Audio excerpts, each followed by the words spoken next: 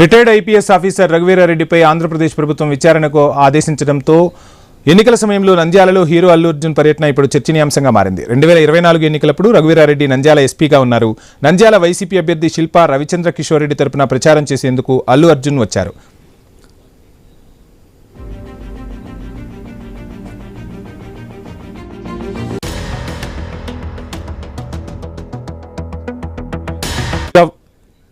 ఇక వైసీపీ వాళ్ళు వ్యూహాత్మకంగా పట్టణ శివారు నుంచి అల్లు అర్జున్ను భారీ ప్రదర్శనగా తీసుకొచ్చారు. అయితే ఆయన పర్యటనకు అనుమతి లేకపోయినప్పటికీ పోలీసులు భారీ బందోబస్తు ఏర్పాటు చేశారు. అదే రోజు నాటి ప్రతిపక్ష నేత చంద్రబాబు పర్యటన కూడా ఉండటంతో దానికి పోటీగా వైసీపీ ర్యాలీకి పర్మిషన్ ఇచ్చి వారికి అనుకూలంగా వ్యవహరించారనే ఆరోపణలు వచ్చాయి. ఈ విషయాన్ని కొంతమంది కేంద్ర ఎన్నికల సంఘం దృష్టికి తీసుకెళ్లడంతో రఘువీరారెడ్డిపై చర్యలకు ఆదేశాలు జారీ అయ్యాయి. ఎలక్షన్ కోడ్ అమలులో విఫలమైనందుకు ఆయనపై అభియోగాలు నమోదు చేయాలని కేంద్ర ఎన్నికల సంఘం ఆదేశించడంతో అధికారులు కేసు నమోదు చేశారు. గతంలో వచ్చిన ఆరోపణలపై ప్రభుత్వం వివరణ కోరగా వాటిని రఘువీరారెడ్డి తోసిపుచ్చారు.